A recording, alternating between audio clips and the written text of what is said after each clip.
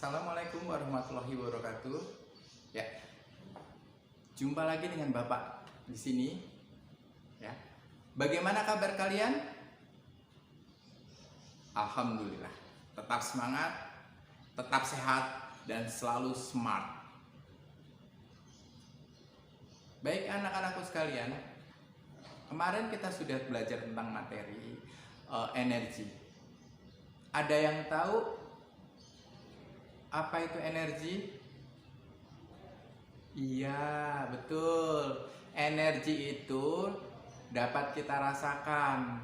Kemudian, ya, dapat dirubah dalam bentuk lain. Ada lagi?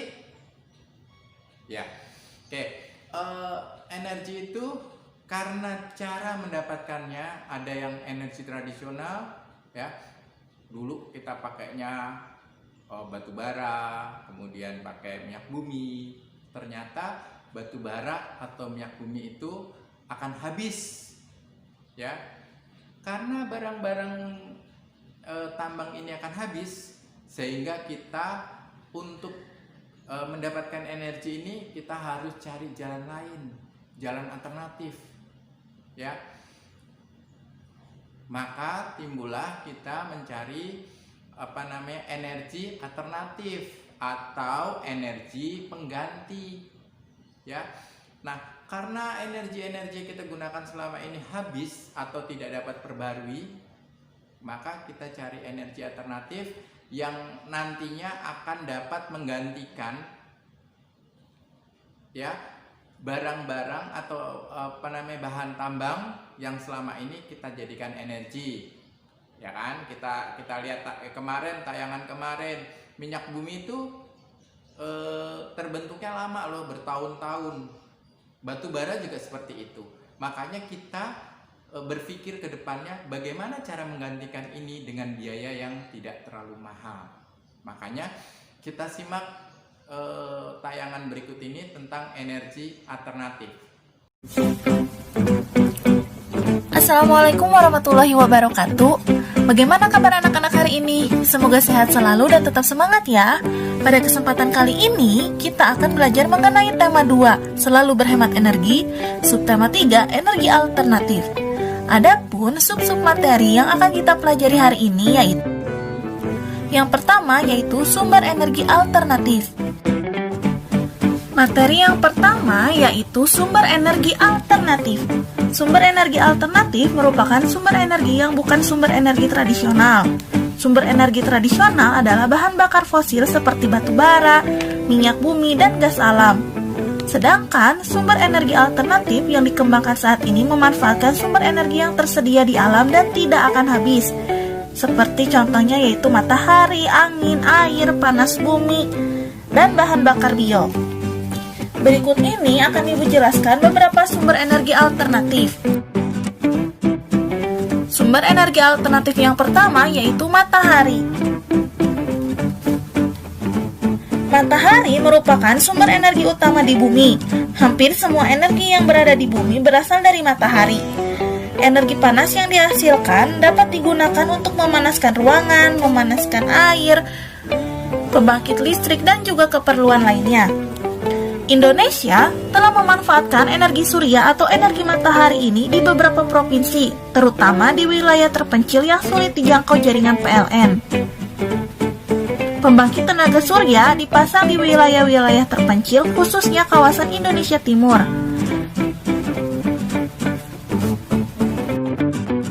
Energi alternatif yang kedua yaitu angin. Angin adalah gerakan udara di permukaan bumi yang terjadi karena tekanan udara. Angin telah dimanfaatkan sejak dulu sebagai sumber energi pada perahu layar, kincir angin, dan pembangkit listrik atau PLTB. Tenaga angin sangat murah dibandingkan dengan tenaga-tenaga yang lainnya. Tenaga angin merupakan tenaga yang tidak akan habis dan ada terus-menerus, dan dijumpai di banyak tempat di dunia. Tenaga angin juga merupakan tenaga yang bersih dan bebas dari efek rumah kaca. Sumber energi alternatif yang ketiga yaitu air. Air yang deras merupakan sumber energi gerak. Energi itu bisa dimanfaatkan sebagai pembangkit tenaga listrik atau PLTA. Oleh karena itu, di PLTA atau pembangkit listrik tenaga air dibuat bendungan air di tempat yang tinggi. Air yang di bendung tersebut kemudian dialirkan menurun sehingga akan mengalir seperti air terjun yang deras. Aliran-aliran air tersebut dapat dimanfaatkan sebagai pemutar turbin yang menggerakkan generator listrik untuk menghasilkan energi listrik. Di Indonesia, penggunaan air sebagai sumber energi sudah digunakan sebagai pembangkit listrik dalam skala besar. Pembangkit listrik tenaga air di Indonesia antara lain PLTA Karangkates dan PLTA Gajah Mungkur. Sumber energi alternatif yang keempat yaitu panas bumi atau geotermal. Panas bumi atau geotermal merupakan energi yang berasal dari panas yang disimpan di bawah permukaan bumi. Pusat bumi terbentuk dari lapisan batuan yang sangat panas. Hal itu menunjukkan bahwa bumi merupakan sumber energi panas yang sangat besar. Energi alternatif selanjutnya yaitu bahan bakar bio. Bahan bakar bio merupakan bahan bakar yang berasal dari makhluk hidup, baik hewan maupun tumbuhan. Bahan bakar bio yang berasal dari tumbuhan diantaranya tumbuhan berbiji yang mengandung minyak seperti bunga matahari, jarak, kelapa sawit, kacang tanah, dan kedelai. Bahan bakar tersebut dikenal sebagai biodiesel. Biodiesel dapat digunakan untuk menggantikan solar. Singkong, ubi, jagung, dan sagu dapat diubah menjadi bioetanol. Bioetanol dapat menggantikan bensin ataupun premium. Bahan bakar bio juga dapat berasal dari kotoran ternak. Bahan bakar tersebut dikenal sebagai biogas. Kotoran ternak yang ada dimasukkan ke dalam ruangan bawah tanah atau lubang. Selain itu, bahan bakar ini dapat juga dimanfaatkan untuk bahan bakar kendaraan bermotor. Info energi. Minyak jarak sebagai sumber energi alternatif. Minyak jarak mulai dikenal sebagai sumber energi alternatif biodiesel. Biodiesel dihasilkan dari minyak yang diperoleh dari biji tanaman jarak yang banyak tumbuh di daerah tropis seperti Indonesia. Minyak jarak dari biji tanaman pagar ini mempunyai potensi untuk dikembangkan sebagai tanaman penghasil minyak pengganti bahan bakar minyak bumi. Karena memiliki beberapa keunggulan. Salah satu keunggulan minyak jarak adalah tanaman ini mudah dibudidayakan, sehingga dapat menjamin ketersediaan bahan mentahnya. Proses pengolahannya cukup sederhana, sehingga mudah dilakukan oleh masyarakat umum. Tidak memerlukan teknologi yang tinggi, sehingga biaya investasinya terbilang murah. Minyak jarak juga dimanfaatkan untuk minyak rambut dan minyak pijat. Kemasan minyak jarak dibuat lebih praktis sehingga memudahkan penggunanya. Minyak jarak dapat ditemui di pasar-pasar modern atau di warung. Pemanfaatan minyak jarak ini telah memberikan kesempatan yang baik dalam bidang pekerjaan. Saat penanaman pohon jarak sampai panen dibutuhkan tenaga. Begitu pula saat tanaman diolah menjadi minyak, tentunya membutuhkan para ahli untuk membuatnya. Belum lagi kemasan yang menarik. Pasti dibutuhkan tangan-tangan terampil untuk mengemasnya. Nah, setelah kalian tahu energi alternatif, ya, sekarang kita akan coba, ya betul. Kita akan coba bagaimana energi alternatif itu kita manfaatkan.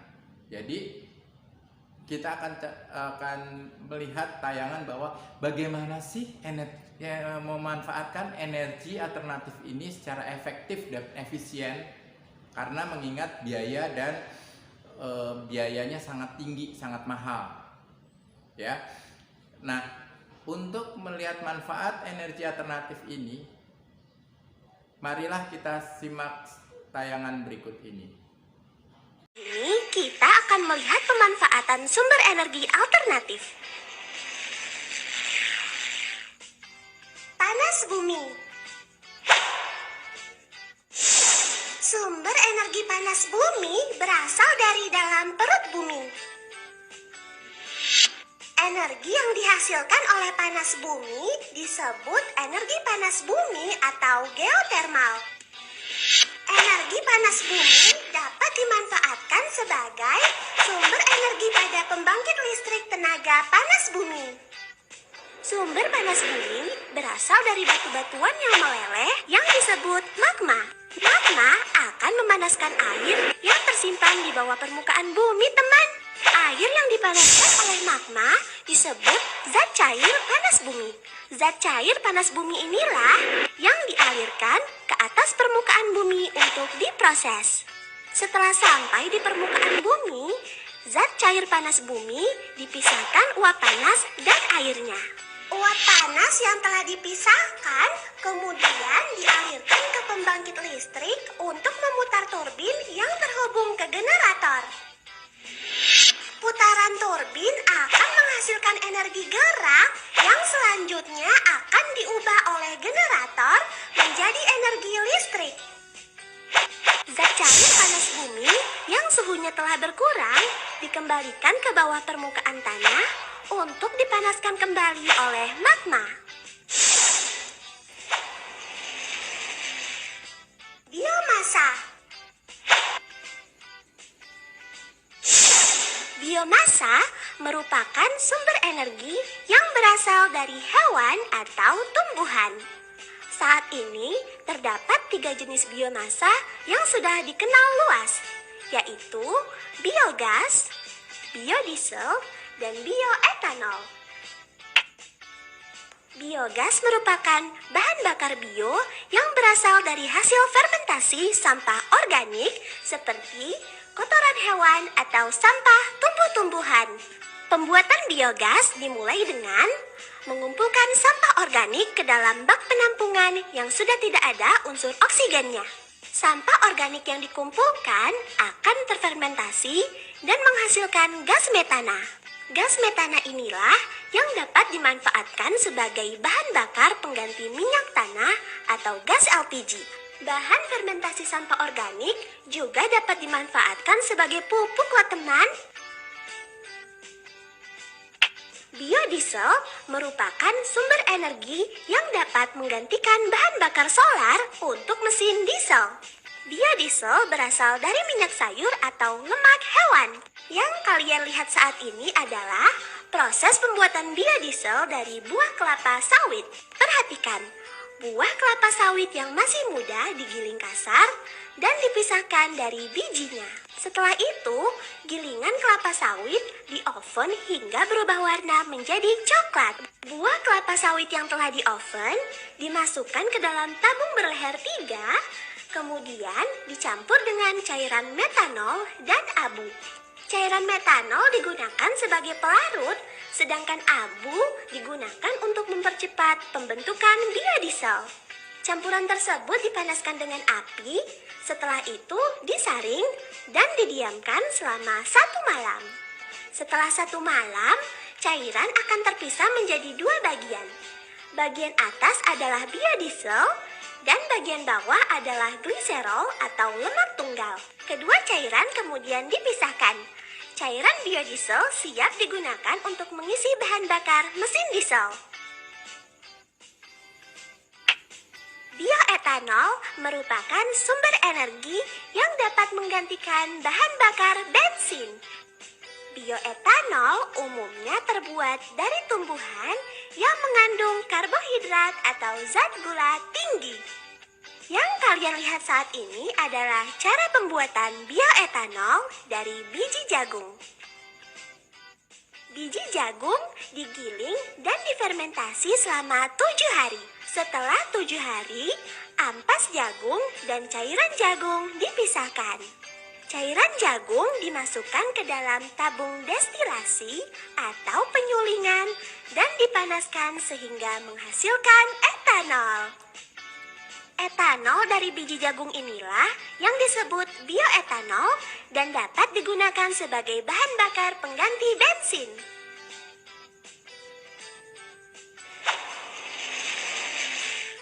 Angin. Angin merupakan gerakan udara yang terjadi karena perbedaan tekanan. Energi gerak dari angin dapat diubah menjadi energi listrik dengan alat yang menyerupai baling-baling besar. Saat baling-baling berputar karena terkena angin, maka turbin yang terhubung dengan generator akan ikut berputar.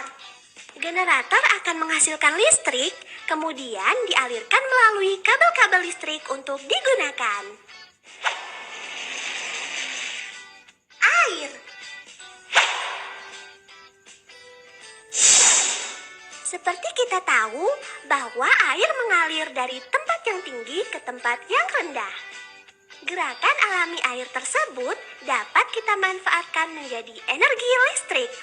Air yang mengalir dilewatkan melalui turbin sehingga turbin akan berputar. Putaran turbin akan menghasilkan energi yang selanjutnya akan diubah oleh generator menjadi energi listrik. Listrik yang dihasilkan generator akan dialirkan melalui kabel-kabel listrik hingga dapat digunakan untuk kehidupan sehari-hari. Gelombang air laut.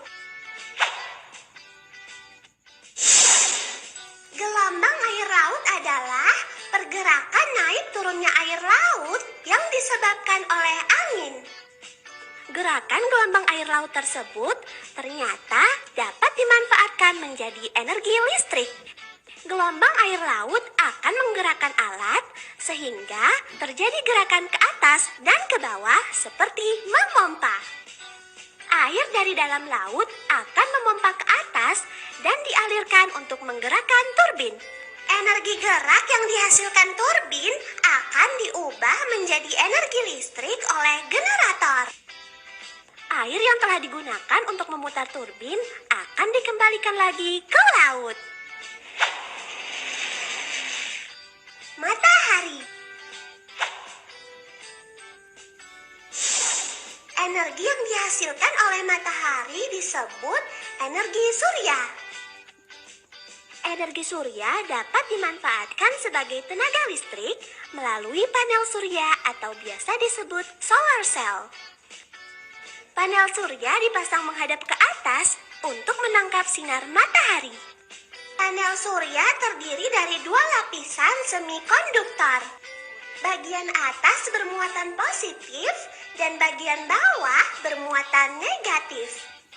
Bagian bermuatan negatif akan menangkap energi dari matahari lalu akan dilepaskan ke lapisan bermuatan positif. Oleh karena itu, akan terjadi perbedaan tegangan yang menghasilkan arus listrik. Listrik akan distabilkan arusnya oleh alat konversi dan siap digunakan. Nah, dengan melihat pemanfaatan dan tenaga energi alternatif tadi, kalian sudah belajar banyak. Bagaimana kita susahnya atau kita mendapatkan energi alternatif itu. Ya, butuh penelitian yang sangat panjang sehingga kita harus benar-benar menghemat energi itu. Mungkin banyak slogan-slogan dari misalnya hemat listrik, hemat biaya, ya kan, dari PLN yang mengeluarkan. Itu bertujuan supaya apa? Supaya kita senantiasa berhemat. Misalnya ketika kita melihat TV atau tayangan TV, alangkah baiknya kita melihatnya bersama-sama dengan keluarga sehingga kita lebih berhemat.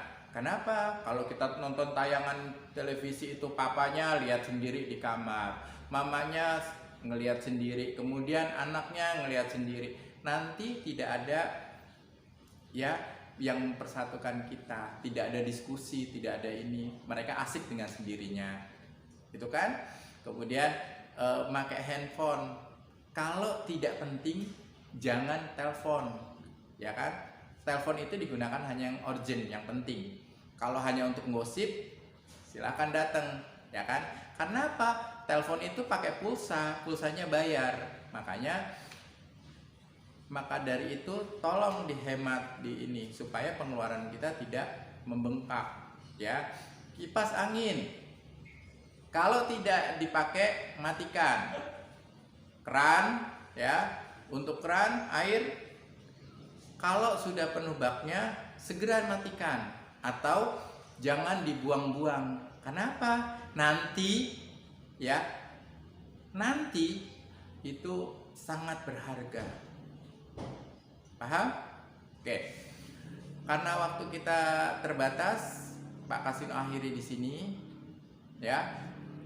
Tapi tetap pesan Pak Kasino tetap jalankan protokol kesehatan COVID-19. Ya, ingat 3M. 1, mencuci tangan, memakai masker, kemudian menjaga jarak. Ya, apabila kalian melihat orang membandel, ya, tidak memakai masker di jalanan, tidak menjaga jarak, ingat yang terpenting adalah kesehatan kita dan keluarga kita dahulu. Ya, kita nggak usah marah sama orang, biarkan mereka. Ya, nah pesan Pak Kasino yang tidak kalah pentingnya, sholat 5 waktunya jangan pernah ditinggal. Ya, tetap doakan orang-orang yang tersayang atau orang-orang yang menyayangi kita, jangan buat mereka kecewa. Ya, Bapak akhiri sampai di sini. Assalamualaikum warahmatullahi wabarakatuh.